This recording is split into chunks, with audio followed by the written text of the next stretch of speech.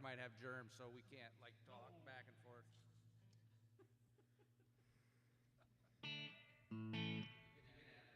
Thank you, thank you.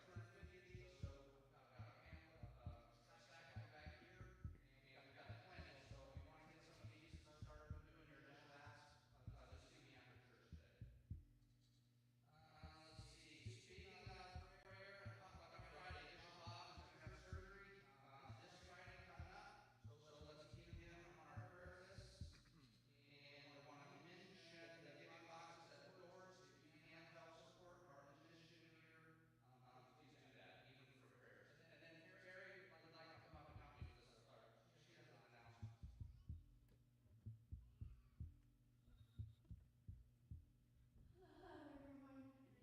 I would like to say thank you for all the prayers that everyone had for me while I was in the hospital. I am getting a lot better. Thank you all, and God bless you.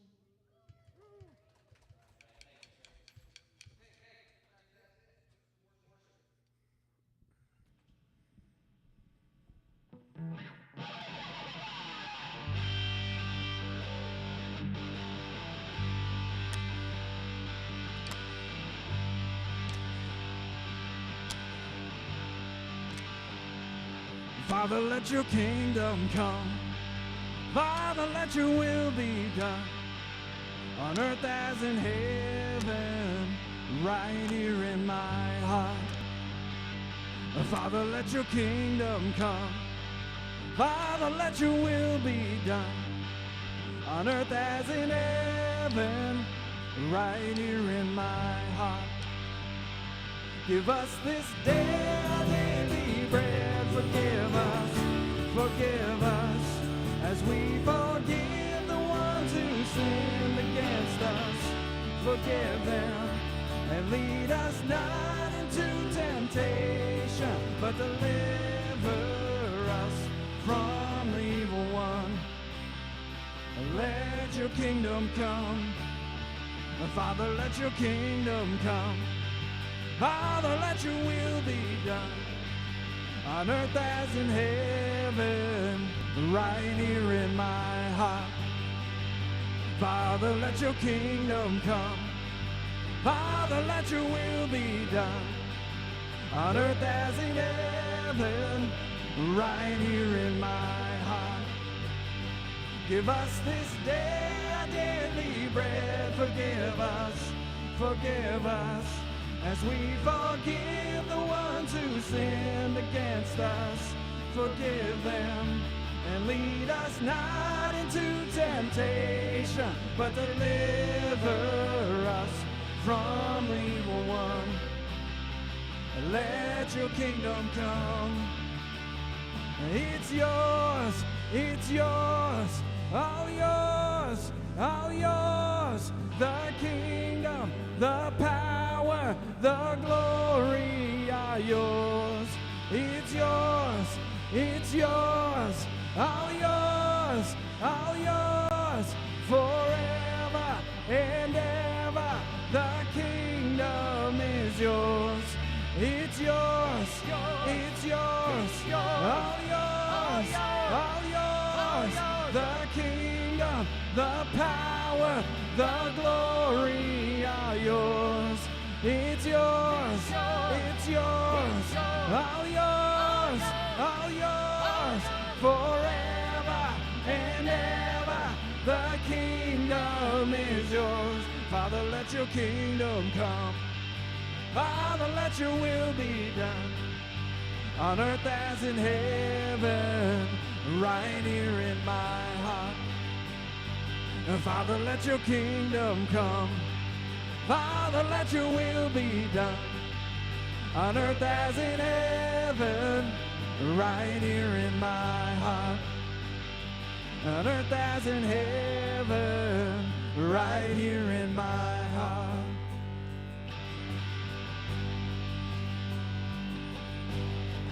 I see the evidence of your goodness all over my life, all over my life.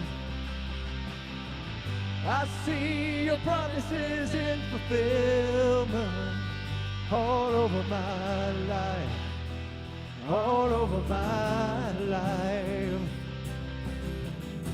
All throughout my history, your faithfulness has walked beside me. The winter storms made way for spring. In every season, from where I'm standing, I see the evidence of your goodness all over my life, all over my life. I see your promises in fulfillment all over my life, all over my life. Help me remember when I'm weak. The fear may come, but fear will leave. You are my strength, you are free. You are my strength, and you always will be. I see the evidence of your goodness all over my life, all over my life. I see the promises in fulfillment all over my life, all over my life. I see the cross, the empty grave, the evidence is endless. All my sins rolled away because of you, oh Jesus. I see the cross, the empty grave, the evidence is endless. All my sins rolled away because of you, oh Jesus. Oh,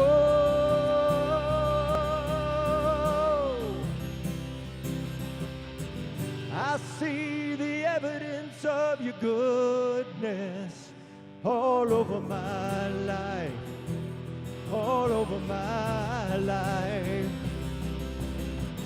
I see your promises in fulfillment all over my life, all over my life. Yeah, I see the goodness all over my life, all over my life. I see the promises in fulfillment all over my life, all over my life. So why should I fear? The evidence is here. Why should I fear? Oh, the evidence is here.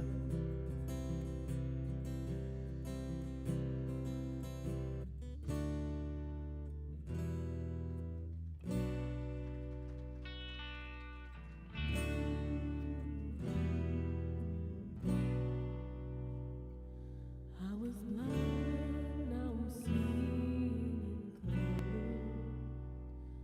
I was dead, now I'm living forever.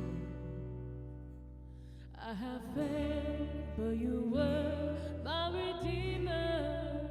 I've been blessed beyond all measures. I was lost, now I'm found by the Father. I've been changed from a room to a treasure. I've been given a home and a future. I've been blessed beyond all measure. I am counting every blessing, counting every blessing, letting go and trusting when I cannot see. I am counting every blessing, counting every blessing,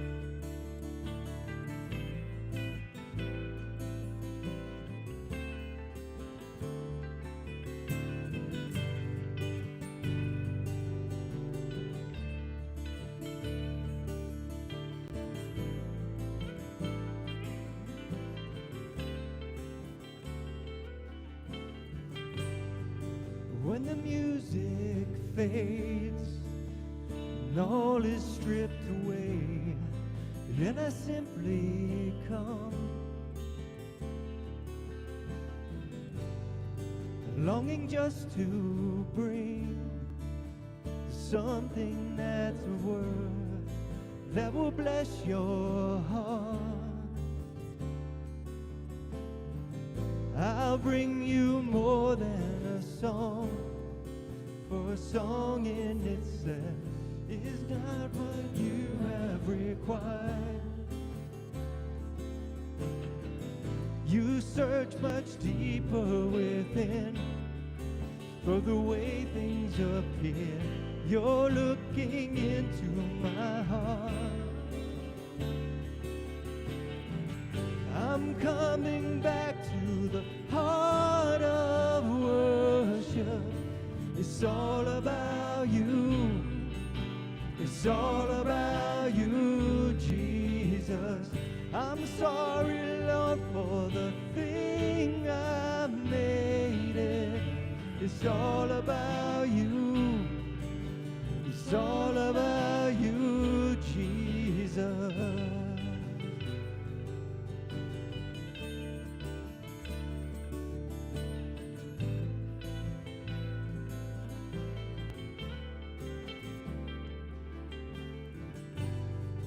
King of endless worth, no one could express how much you deserve. Though I'm weak and poor, all I have is yours, every single breath. I bring you more than a song, for a song in itself is not what you have required. You search much deeper within for the way things appear. You're looking into my heart. I'm coming back to the heart of worship. It's all about you. It's all about you, Jesus. I'm sorry, Lord, for the thing I made it. When it's all about you, it's all about you, Jesus. I'm coming back to the heart of worship. When it's all about you, it's all about you, Jesus. I'm sorry, Lord, for the thing I made it. When it's all about you, it's all about you, Jesus.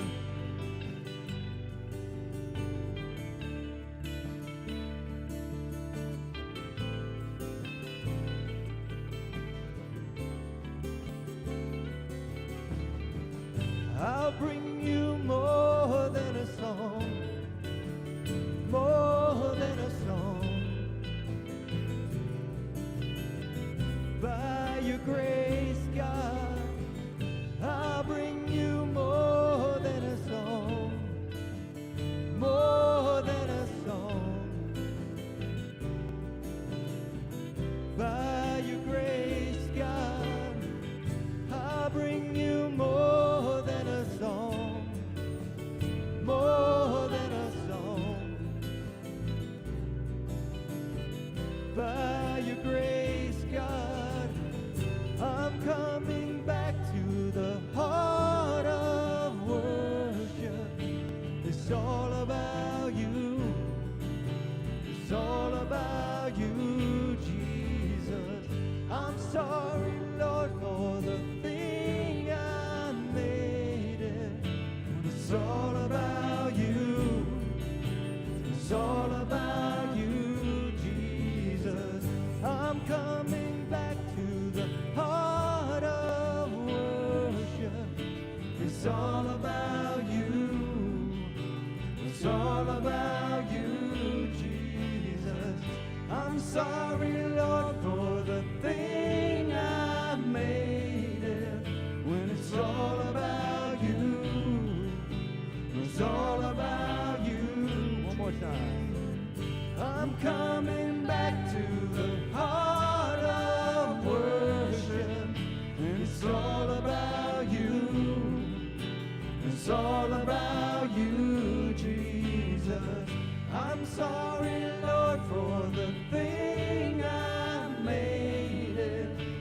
It's all about you. It's all about you, Jesus.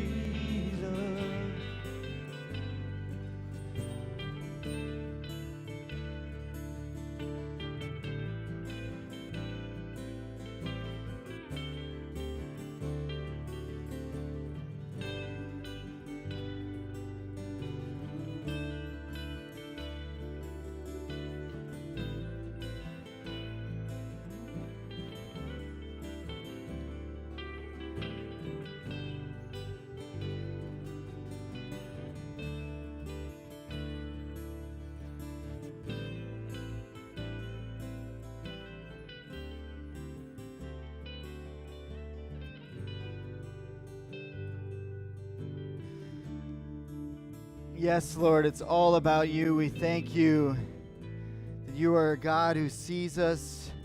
You are a God who loves us. You have plans for us. We decide to invite you into our life.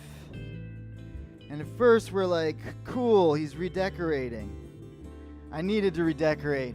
But then all of a sudden he starts smashing walls down and we're like, what's the deal, God? What are you doing? Till we finally figure out that God wanted to build a palace where we just expected a cabin in the woods, because he's building something in which his presence can reside. He made us to be his sons and his daughters. So he's got bigger plans for us than we have for ourselves. Lord, thank you that you have our best in mind.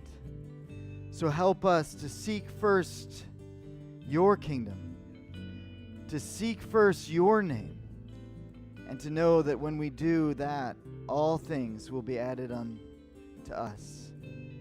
You are so good. You're a good Father. It is your pleasure to bring us to life again. Your mercies are new every morning. Great is your faithfulness.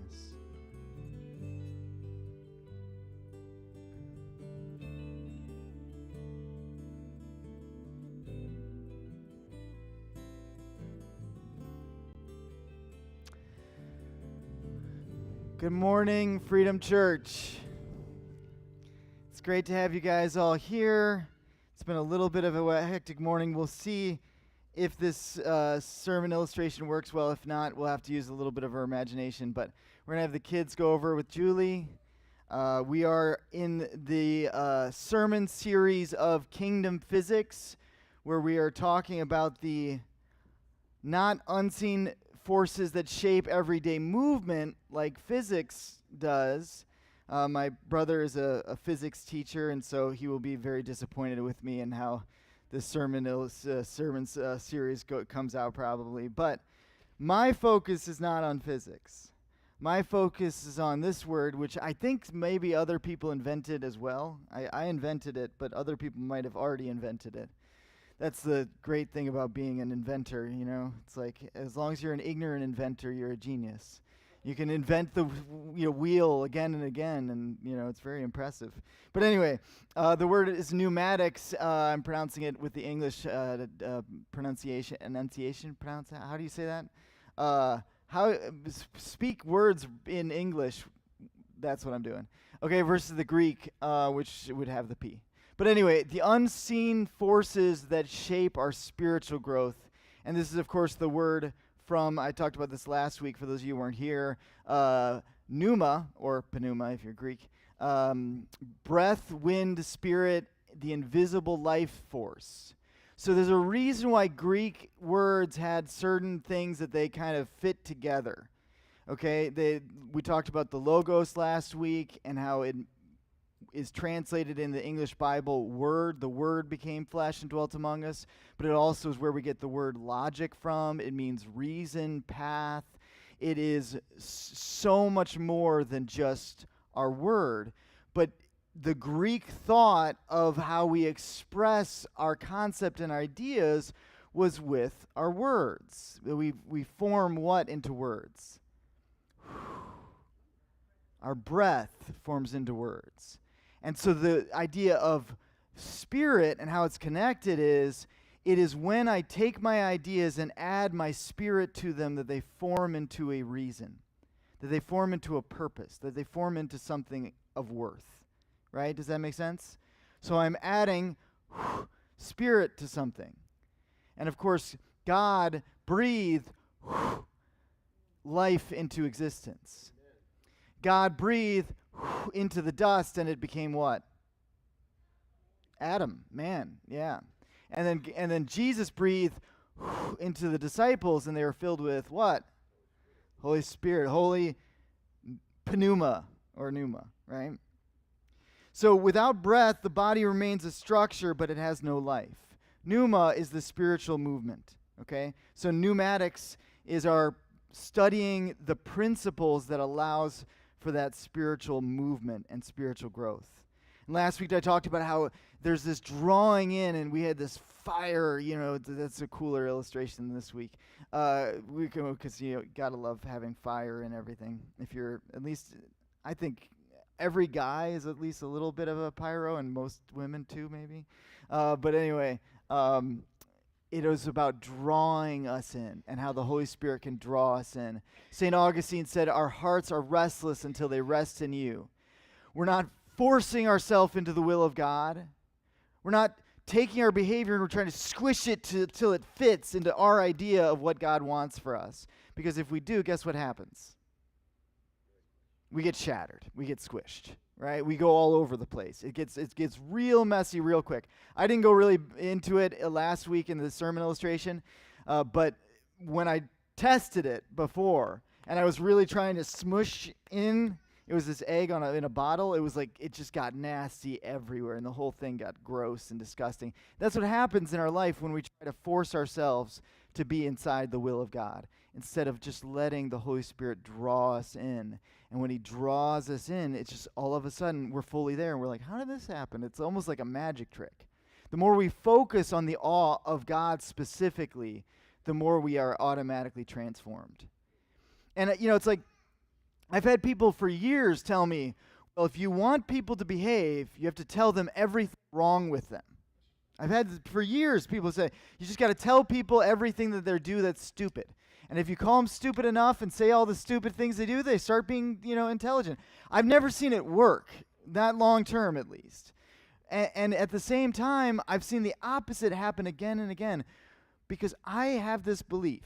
I think it's a biblical belief, but it's my belief for sure, that you cannot stand in the presence of the awe of God and experience his love and walk away the same. That when you experience the mercy and grace of our God, he will always change you, just from being in that presence. So last week we talked about this, we talked really about step 7, prayer, but these ideas that it's not us who removes our shortcomings. So this is from AA, but these 2 steps are great principles. We are entirely ready to have God remove all these defects of characters, and we humbly ask him to remove our shortcomings.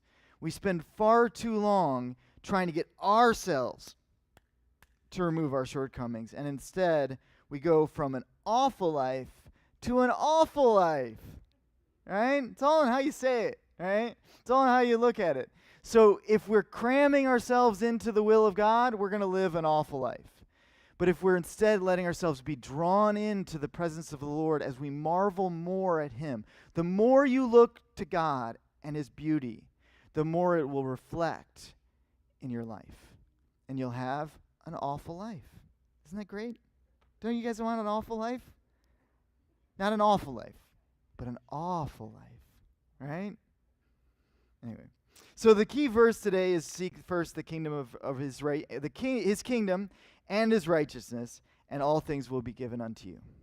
And my illustration today is starting with an orange. Okay, so I once did a 40-day fast, and when you go 40 days without eating anything, there's a lot of things that changes in your life.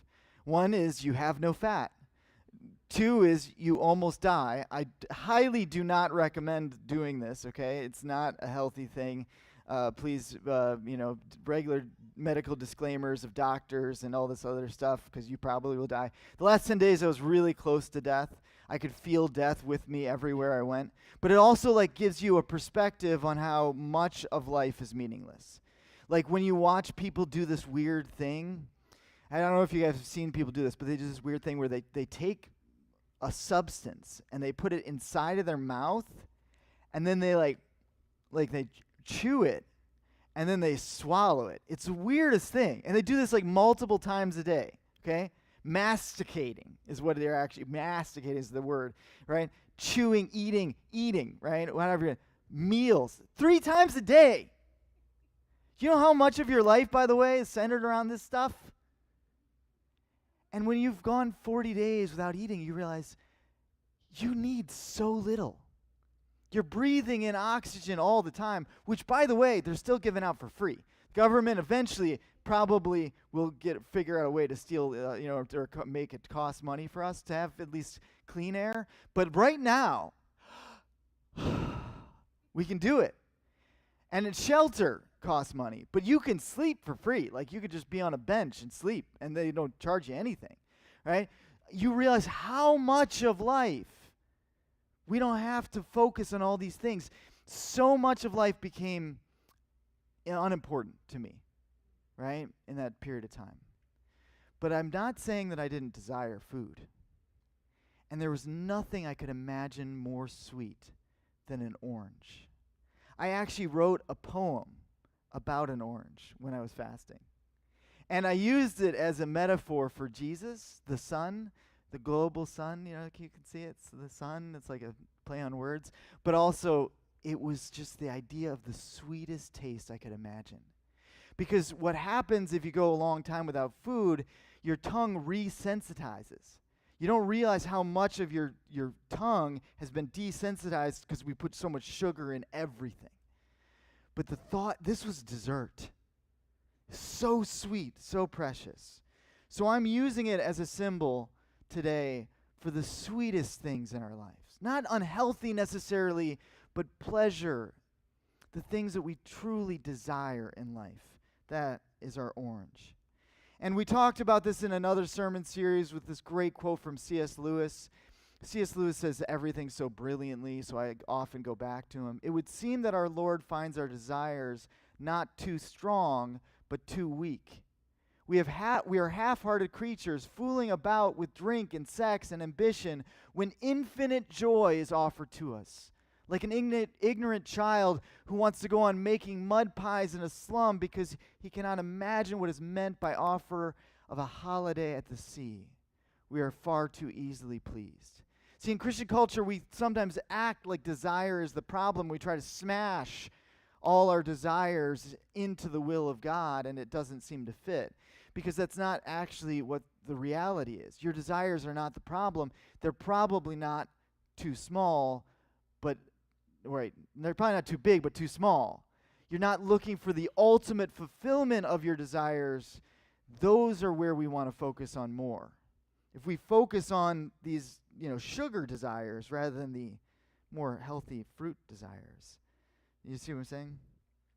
See, the problem with our desires, that's the wrong R there, but whatever, is that they are often too small and placed in the wrong order. We think we need to go for these goals first. We're trying to get these accomplishments. And we imagine that our life will be totally good if we had this thing.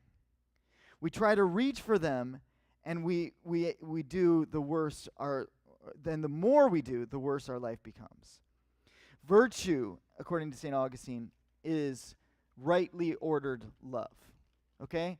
So in this illustration that I have, and we'll see, it might not work well. I mean, I tested it before and it worked great, but then I tested it later and it didn't. So we'll see. But this part should work for sure. Okay? So the orange is here, and in this metaphor, in this illustration, this water is our life. All the things that are really precious in our life. But the orange is that sweet thing that we desire and we want to get to. So what are we going to do? We're going to, reach in and try to grab it. The problem is, at a certain point, it's going to spill out everywhere. And I'm not going to spell it too much because there's like electrical stuff underneath me, and I've heard, I'm not a scientist, but I've heard water and electricity don't go well together. Or they do, because it spreads like wildfire. But anyway, it wouldn't be probably good for me. So the point is that if I focus too much on that it's like, anybody seen Indiana Jones? Anybody seen the one with Sean Connery in it? I can reach it, Dad. I can reach it. At times it seems like just barely out of our barely out of our grasp. Like if I could get my hands to be smaller, right? If I could just get it in there. I mean, maybe you could even touch it, but you can't quite grab it. Anybody feel this way on stuff in your life? That there's some things in your life that you almost can reach, but the moment you try to grab it, everything starts to get messy. The moment you get too close to, you're almost there, and then all of a sudden, all this stuff spills out. The hand first reaches because we are born longing for love, safety, comfort, and belonging.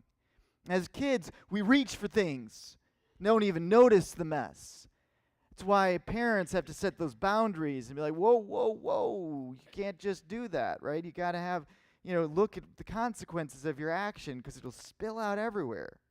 The hand reaches because we naturally mistake satisfaction for fulfillment. We would think of the moment feeling rather than actually making sure that our life has everything we really need. The hand reaches because we move toward what feels good before we understand what is truly good for us. The hand reaches because we instinctively try to secure externally what can only be sustained internally and spiritually. Right? And then what ends up happening is we start having traumas and hurt and pain. And so then the hand reaches because the heart is afraid. Then the hand reaches because waiting hurts, and we're afraid of what might never come. The hand reaches because disappointment has taught us to distrust anything else, so we've got to grab it. We've got to have it, right? At a certain point, money doesn't even become about the pleasure it can buy you, or the experiences, or sustaining of life. But this pastor used to say, money isn't important, it just rates up there with oxygen. Which I feel like both statements are equally true, right? Money isn't that important. And yes, it does rate up there with oxygen. If you have none of it, you don't live long, right? So money is a thing that we have to wrestle with and figure out how to balance in a way that is honoring God and living a full life. And it's a tough thing to process through, and it's a discipline, like food. You can't just abstain from it forever. You have to know how to manage it. But when you get to a certain love of money, it becomes about control more than anything else. It can become about a lack of trust in God or anyone else. So I have to have all the money so I can tell everyone what to do. There was a really revealing moment when I was in a small group with like a really, really wealthy person. And I never understood, because for me, money was like, what could it buy me? Like, stuff was the first thing as a kid, right? And then experiences later as an adult. Like, I could go on vacation. I could, see the world, right? But he said that his dad taught him that the more money you have, the more you can control people. And whoever controls the most people wins. He said, I know that's not healthy, but that is my default because that was how I was raised. And I was like, oh, that makes sense. That's the uber wealthy mentality for some people when they become, the love of money becomes the root of evil, right? But the hand can reach because I distrust. The hand can reach because I've confused possession with peace. See, if I have it, then I'll be enough. And what ends up happening if we focus so much on whatever the goal is, even if the goal is something really good that we want to attain, is it gives us blinders where all we see is that goal.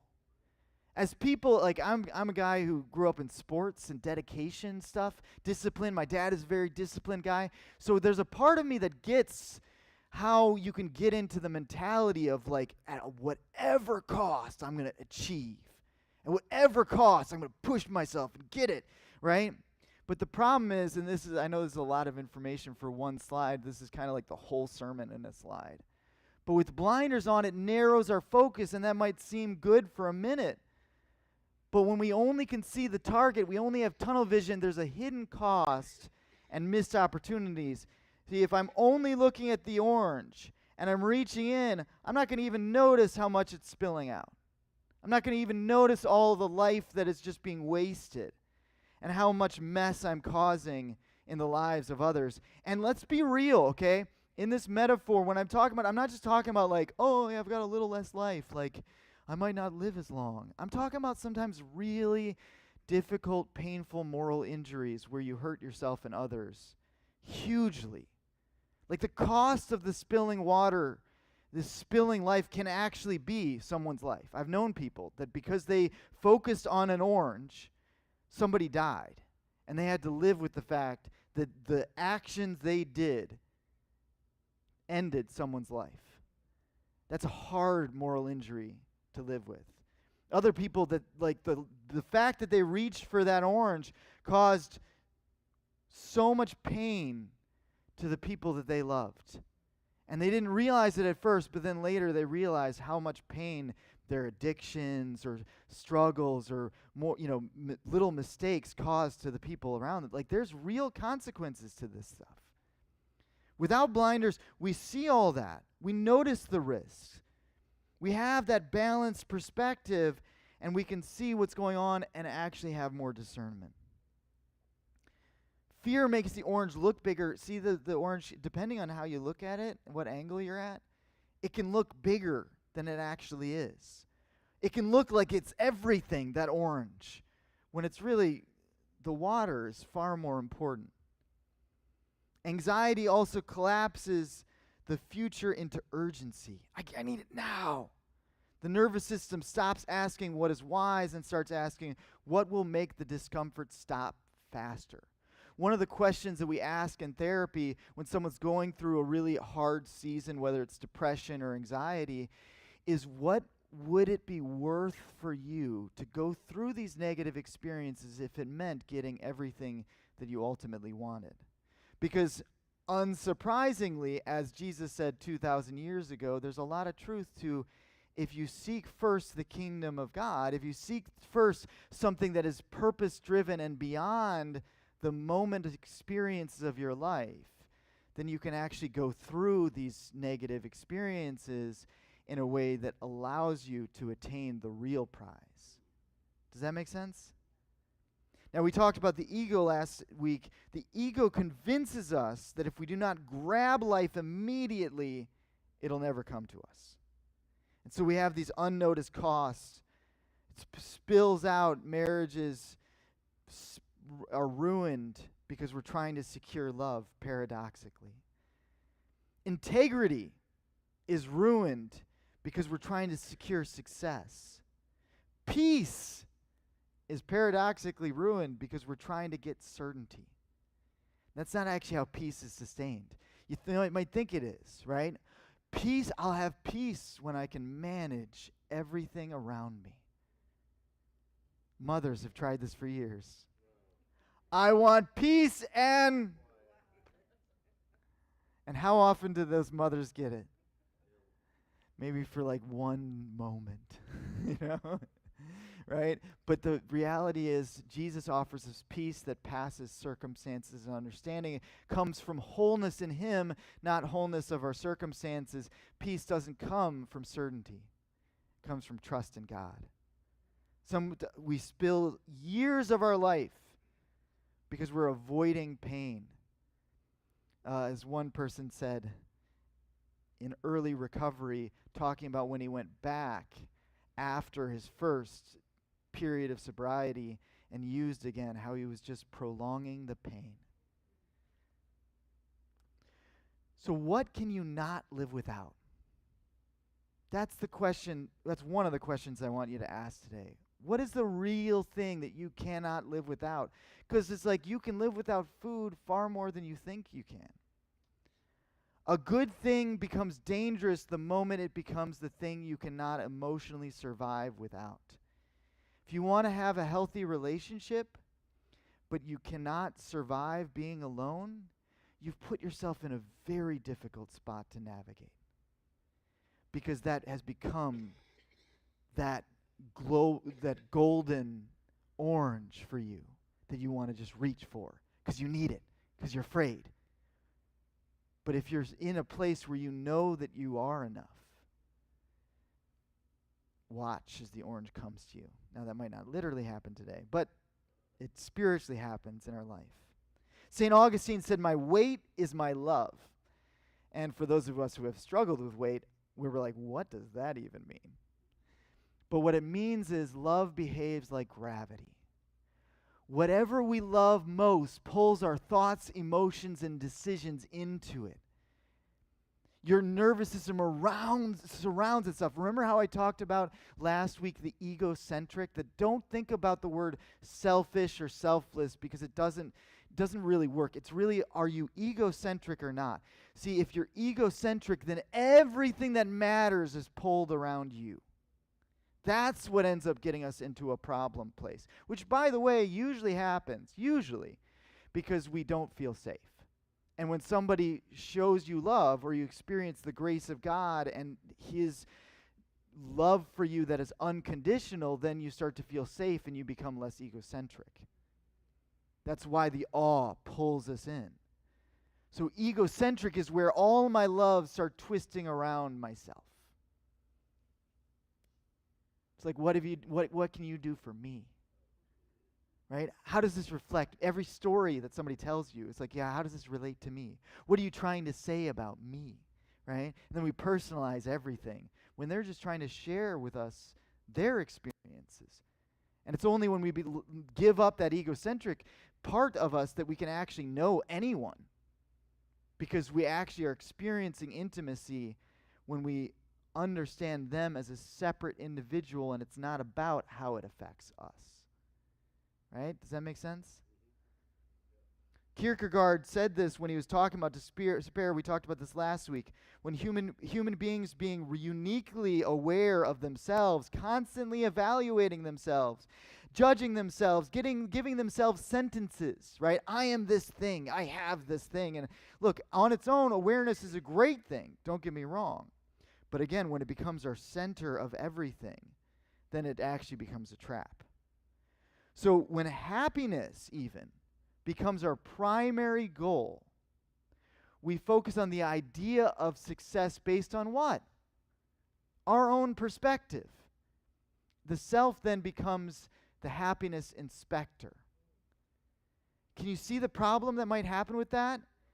If you are like constantly inspecting whether you're enjoying yourself in any moment, it can even be a problem with you. Like, don't get me wrong, it's not wrong to ask how someone is doing, but sometimes we can be really weird about it, where we can be like, "Hey, are you doing okay?" They're like, "Yeah, I'm feeling fine." No, really, because you look terrible right now. I mean, like, there's got to be some. I look terrible. I thought I looked okay. So it's just like, no, I'm not saying like physically, like just like emotionally, you just look horrible right now. Like you're depressed, aren't you? I don't think I'm depressed. I feel okay. I feel fine. No, you can tell me. You don't have to lie to me, okay? What's wrong? All right? You're clearly having a nervous breakdown. And I'm having a nervous breakdown? Are you sure? Yeah, I can see it in you. Trust me, I know people. I'm really empathic, and I can feel this heaviness and weight. And when it's like, oh, yes? I mean, what could be wrong with me? I'm just, it's like, what are you doing to that person? That person is going to have a nervous breakdown because they become too much the inspector, evaluating their life, and it's a trap. Every moment then becomes a test, and joy is suffocated under evaluation. Joy is suffocated when we inspect over and over. And I shared about this before, about like happiness equals reality minus expectation, and where there's some truth in it but can also be a trap, Because then we're like, oh, okay, I just lower my expectations till I expect everyone to betray me all the time. And then when they don't, I'm going to be super happy. It's like, that's a trap. It doesn't really work. This one, I don't even know how to say his name, but he's a psychology researcher, studied the paradox of pursuing happiness and found that placing excessive value on happiness and whatever it means to you actually leads people to be less happy, especially in the context where they expect to be happy and then evaluate their experience based on that. We are supposed to live life on life's terms, not our idea of what would be the ideal. Human beings don't work great as God. And if you actually think about what that means, if I'm thinking this is how life should be, guess what? You are putting yourself as God. This is how the world should be. Instead of seeing life as God made it. And let it go of that ego, right? So again, this was last week's slide. I'm kind of working in building the layers here. You can watch last week's too, but I think you get the gist. This is this term, incurvatus in se, a soul curved inward upon itself. That we can even, according to Augustine, bend the best gifts of God towards ourselves and make them corruption. We can take a pure gift from God and make it into something ugly by twisting it into ourselves. The ego cannot simply experience life. The ego is something that stands outside of life, evaluating whether life is giving it enough. And you know how that felt. I mean, at least some of you did that had not great parents, right? How does it feel when somebody is always like evaluating whether you're enough or not? Why do you think you would work best if that's how you lived your life? Are you enough? Dr. Frankl, who was famous for surviving the concentration camps, so he was a psychologist first, went through the concentration camps, and he wrote one of the greatest books on human psychology called Man's Search for Wisdom, or Man's Search for Meaning. But anyway, he talks about in another book, hyperintention and paradoxical intentions. Hyperintention is where happiness cannot be pursued, or he talks about how happiness cannot be pursued as a target. It comes as a byproduct of a meaningful self-transcendence. So in other words, if you make happiness about your life, I mean, if you think about it, like this makes sense for a lot of reasons. Because if happiness is my goal every day, I just want to live, like I'll talk to clients, and I'm not, trying to say they're, stupid or, what a stupid way of thinking. It's just a product of an undeveloped soul, in my mind. They haven't really examined what really matters in life. When they come into me and I tell them, what's your goal in life? And they say, I just want to be happy. It means I have very little knowledge about the best way to live my life or even what gives me joy. Because if that's your goal, if you just, I just want to be a happy person, I want to have happy people around me. It's like that's not how life works. You're going to push off sadness. And sadness comes from reflecting on love. Sadness is intimately tied to love. You're going to not want anxiety, but anxiety is intimately tied to purpose and meaning. So all of these things that you're going to see as negative that you're going to push away, you're going to essentially be pushing away from a life of meaning. You're going to be pushing away from the thing that you were actually built for. So hyperintention is when we excessively strive for things in a way that makes achieving them more difficult. We've talked about that principle too, right? If I make some behavior, some goal, some end, this is why in acceptance and commitment therapy, we try not to have people focus on goals, rather focus on values. Because goals are really not in your control, and when you hyperfixate on hyperintention on that, you actually set yourself up for making them less likely to happen. Paradoxical intentions is this technique Dr. Frankl came up where the person intentionally leans towards the feared negative experiences, but now with acceptance.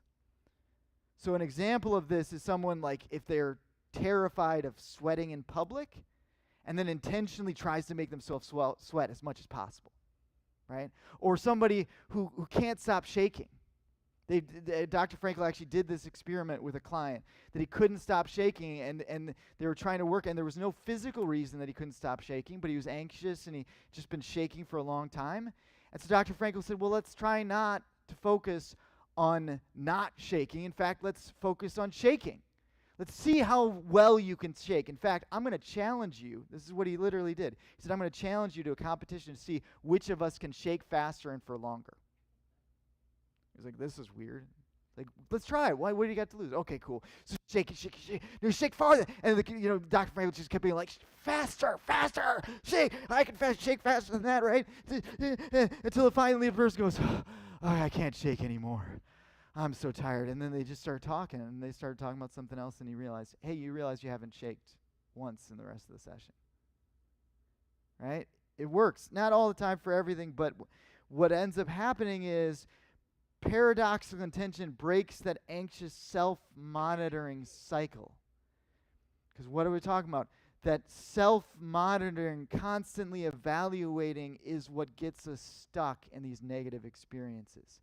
This is the paradox, because it doesn't feel like this is what's going on. We think if we don't keep watching ourselves and making sure we're on the right track, then our life is going to get stuck. But it's that self-evaluation that actually keeps us stuck. So here's the promise.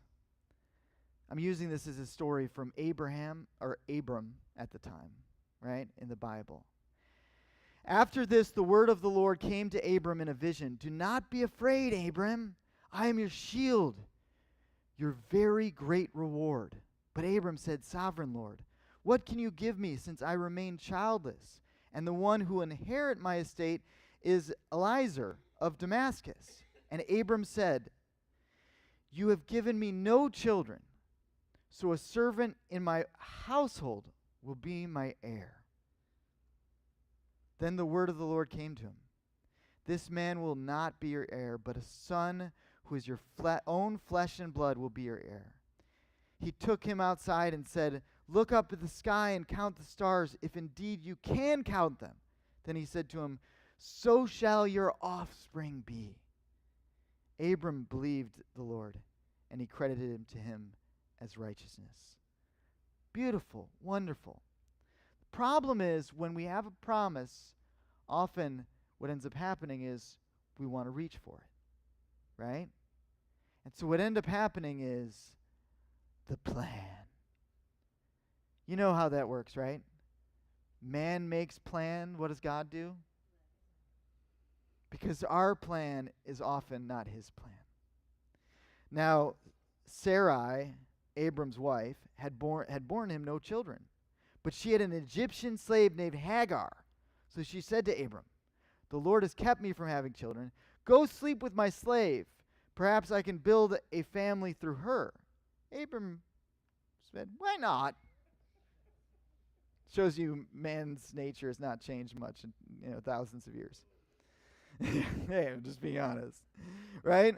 So after Abram had been living in Canaan 10 years, Sarah, his wife, took her to Egypt, the slave Hagar, and gave her husband to be his wife. He slept with Hagar, and she conceived. When she knew she was pregnant, she began to despise her mistress. This is what happens, to spill out. And let's be real here, okay? And I'm not going to get sidetracked on all this stuff. God promised a blessing on that child who was Ishmael. But you know the descendants of Ishmael? It's the Nation of Islam. That was the people that God said are going to be blessed, right? But there's been, I don't know if you watch the news, but if you have for the last 200 or even 5,000 years, really almost, there's been a little bit of conflicts between the ancestors of Ishmael and the ancestors of Abraham's other son. What are we talking about? Okay, we don't have to get into it too much. The point is, a lot of water can be spilled out by reaching for a promise that God does have for us, but we're getting our hands in the way. Does that make sense? Some shortcuts are temptation to seize the promise instead of trusting the promiser. And we can call this disordered desire. And what happens is this effect of progressive hunger. The tragedy of disordered desire is that it can make you want something more without making you able to enjoy it more. This is how hunger works, like physically and metaphorically. We train ourselves to be hungrier and hungrier and hungrier, but less full all the time. We enjoy the taste less and less, but we just can't stop. That's how appetite works. I mean, like, look, I'm not trying, again, please don't on my recommendation do a 40-day fast. On my recommendation, please don't do a 40-day fast, right? But one of the things I like about fasting a few days is it resets your appetite. Your stomach actually shrinks down, like you realize, oh, I can be full so much quicker. But when you're constantly eating and eating and eating and eating and eating, your stomach adapts to that till it wants more and more food, but enjoys it less and less. Or those who have suffered from addiction, come on, you know what I'm talking about. You know what it is to be like craving a substance that you ultimately despise. You hate that you use it, and you don't even enjoy sometimes using it. But you want it more and more and more and more. This is how it works. The brain's dopamine and reward system becomes sensitized to craving without simultaneously becoming desensitized to pleasure. So in other words, the craving is growing, but the pleasure is shrinking, causing people to feel increasingly driven towards that substance or that experience, and it provides progressively less satisfaction and more harm over time. Everything works this way. Consumption without communion creates emptiness disguised as stimulation. See, part of that process, and there's a full idea of addiction, that it's actually about connection. That if we knew what it was like to be connected in love with God and others, those consumptions would no longer consume us, right? They'd be put in their proper place. Disordered desire is the problem, not desire itself. The problem is not that we have hunger. It's that when hunger becomes the thing that we're focused on beyond everything else, our whole life becomes at a cost for that. When we become a slave to that orange, even if the orange is good. We are built to connect with God, others, and our true selves, more engaged in what matters, even though there's going to be discomfort that comes with it. So what are we pursuing? When relief becomes your highest value, you will sacrifice almost anything to stop feeling what God may be using to form you. I've seen this again and again. It's really sad when I see someone in this awesome growth spot, valley, totally uncomfortable, but they're exactly where they're supposed to be under God, where God is doing a work in them, but they don't want to stay uncomfortable. So they try to escape, they try to manage. And they end up feeling more empty and tired and lonely, and they're stuck forever. Because we have to go through it sometimes to get to it. So let's use another story. And by the way, with the, Sarah and Abraham story, it all worked out. God's mercies are new every morning. He did not stop them from getting the promise just because of their plan. I share that story, that biblical story, just to share with you about the spilled out water that happens when we create a plan. There are consequences.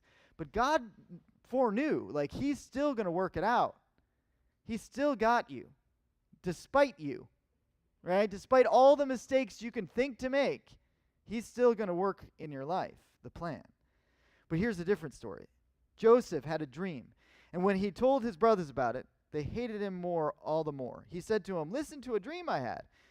Who would expect that the brothers were hating this story, right?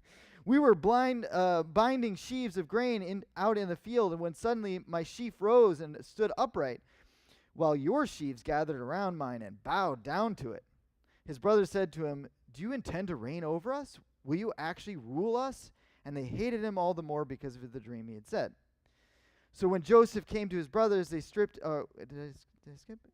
Anyway? No, I didn't. Okay, so then the stirring happens. This is where I don't think the illustration is going to work, but maybe it will. We'll see. So when Joseph came to his brothers, they stripped him of his robe, the ornate robe he was wearing, which was like this robe. You've all heard about it, right? Like the Technicolor robe. Anybody? Musicals? Anyway. Okay, so they took it from him. They threw it into the cistern. The cistern was empty. There was no water in it. As they sat down to eat their meal, they looked up and saw a caravan of Ishmaelites. Oh, isn't that interesting? You ever heard about Ishmaelites from Ishmael? Where did we hear that name before? Spilled water. Ishmaelites happening to come across that moment is what ended up saving Joseph's life. Isn't God good? Isn't it interesting how he works all things out? Anyway, their camels were loaded with spices, balm, and they were on their way to take them down to Egypt. Judah said to his brothers, "What will we gain if we kill our brother?" See, their plan was to kill him and cover up his blood. "Come, let us sell him to the Ishmaelites and not lay our hands on him. After all, he is our brother, our own flesh and blood." And they get stuff out of it. The brothers agreed. So they went down to Midianite merchants that came by. His brothers pulled Joseph out of the cistern and sold him for 20 shekels of silver to the Ishmaelites, who took him to Egypt. That was the stirring. And it was all part of a bigger plan that God had for the purpose of Joseph. This process we go through in the stirring, we call interruption, but it really is preparation. God is not playing keep away with the orange. He's not like, oh, I'm going to make him wait till the last minute. This is going to be fun. Let's see him squirm. That's not his mindset. It's that we keep focusing on disordered desire. We keep focusing on the wrong thing. Right? God is not tormenting us, but don't get your hand in the way of God when he wants to stir the waters of your soul. The stirring often is trauma, pain, and confusion. I'm not trying to minimize it. I'm not trying to say like it's all good, right? But one thing that's interesting is when the stirring happens, we think it's going to spill more than the reach, but it actually doesn't. See, the waters move a lot, but with God, at least when he does it perfectly, it all stays right in the place it's supposed to. For Joseph, his stirring, he was sold into slavery, but he was faithful. Then, as a reward for how faithful he was lied about. Still faithful. He was put in jail. Still faithful. At this point, his story was, if he told the story, right? If he told the narrative of his life, he's like, the more faithful you are, the worse things get. Right? Objectively, that would be the reality of his story. But then it all turned out till he was the second to Pharaoh. And here's the reveal that Oscar Wilde actually said, which is an author, he said it is the greatest moment in all of literature, where Joseph reveals to his brothers, "Come close to me." And when they had done so, he said, "I am your brother Joseph, the one sold into Egypt. And now do not be distressed and do not be angry with yourselves for selling me here, because it was to save the lives that God sent me ahead of you." To save lives. "For 2 years now, there has been a famine in the land, and the next 5 years there will be no plow and reaping. But God sent me ahead of you to preserve for you a remnant on earth, and to save your lives by a great deliverance. So then it was not you who sent me here, but God. He made me father to Pharaoh, lord of his entire household and ruler of Egypt."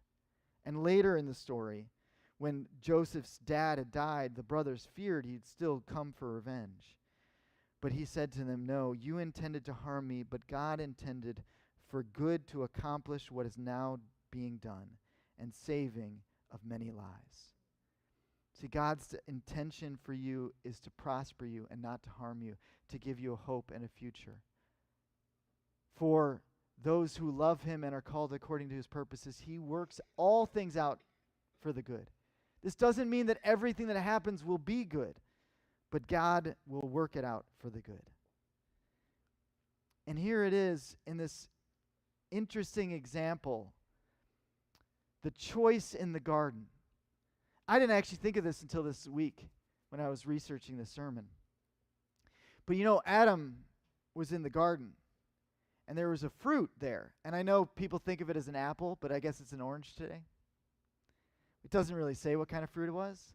He went to grasp Adam for the fruit. It looked good. It looked like it was something tasteworthy, so he reached for it. And look at all that's spilled out because of that. But Jesus was also at a garden, his Garden of Gethsemane. And he had that same option. Is he going to reach for the fruit? No. Instead, he surrendered in the garden. God wants us to have life and life abundantly. He wants us to have all things. And he's bringing to us a feast. Now, this is just spiritually a symbol of the feast. But in reality, it is the sweetest thing that God has prepared for us when we are ready to receive it. But we cannot focus on reaching for it. We have to allow God to bring it to us. Your failure did not ruin God's plan. Look, in life, water will spill. But thankfully, Jesus is the living water. And he will work all things out for the good when we don't get our hands in the way.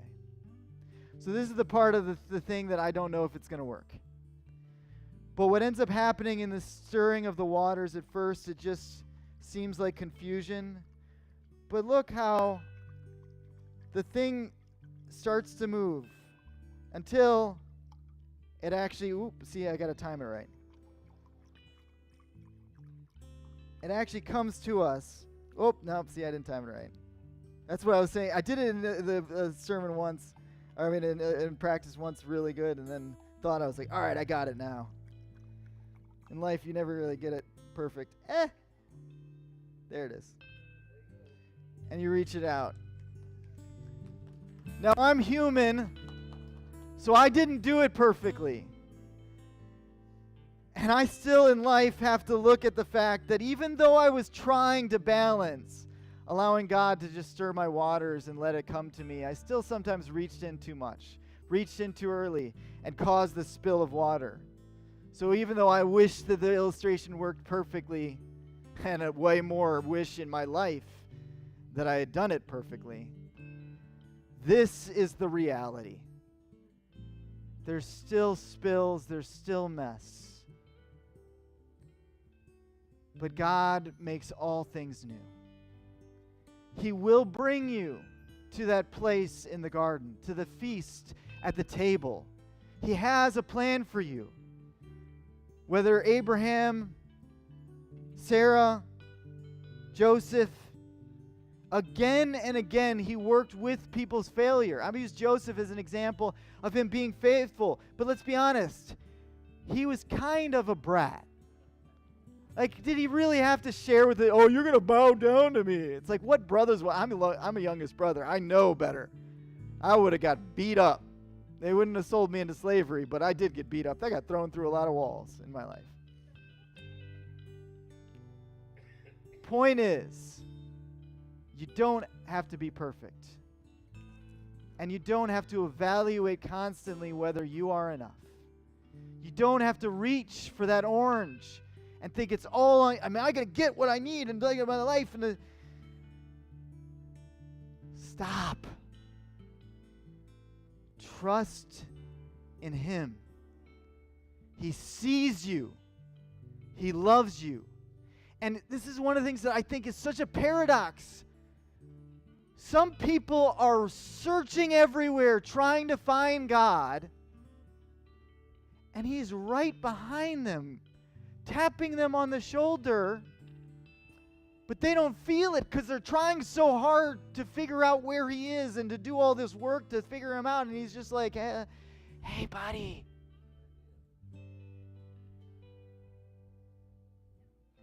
I'm right here.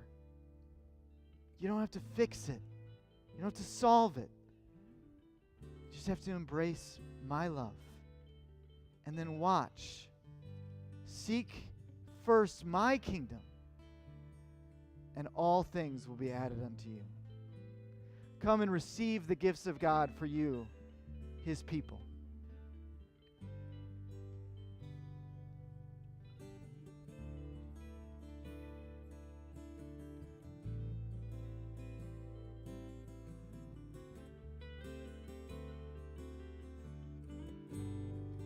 When the music fades and all is stripped away, and I simply come,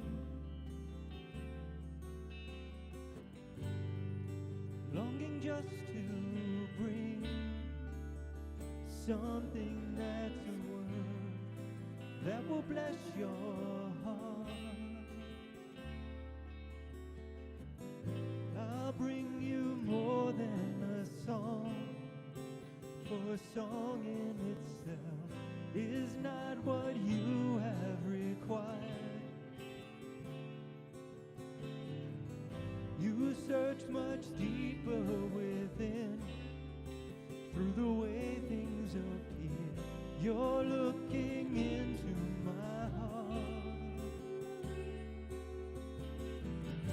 I'm coming back to the heart of worship. It's all about you. It's all about you, Jesus. I'm sorry, Lord, for the thing I made it. It's all about you. It's all about you, Jesus.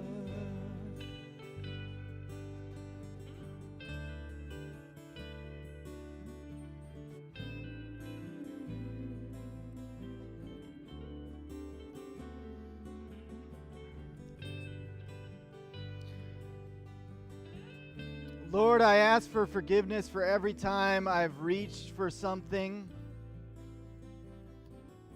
without looking and seeing the whole picture, and thought about myself, my focus, turned everything into me, instead of saw what you're doing and understood that you've got my best in mind. That you will make sure you remove my shortcomings and you give me the best blessings in my life. So, Lord, I can try to manage it and reach for it and cause more and more water to spill out. I want to get my hands out of the way and allow you to lead me to wholeness in life. I trust you. I believe that you do have a plan for my life, but help me in my unbelief. Thank you that even though I make plans and at sometimes great consequences, you redeem them too, and you cover me over with your love. Thank you that love covers over a multitude of errors. On the night that Jesus was betrayed, he was like, "What? You betrayed me? Well, never mind. Forget this," and walked away from the cross.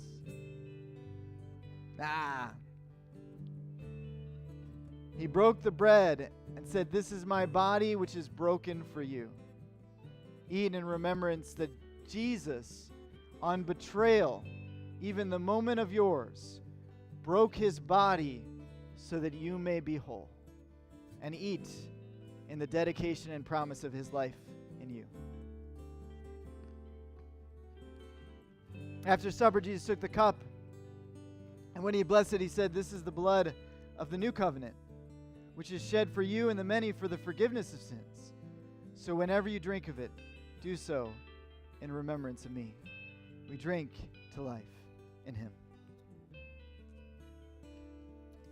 And like I said, consumption without communion leaves us empty, and it's just stimulation, but never fulfillment. So today we're going to join hands together. You don't have to sing Kumbaya. We're going to say the Lord's Prayer together. but it is a reminder that we are united as the family of God. We are the brothers and the sisters of the same family wherever we go. We have a family unit. What a beautiful thing it is to give glory to our Father, who art in heaven. Hallowed be thy name. Thy kingdom come, thy will be done, on earth as it is in heaven. Give us this day our daily bread, and forgive us our trespasses, as we forgive those who trespass against us. And lead us not into temptation, but deliver us from evil. For thine is the kingdom, the power, and the glory, forever and ever.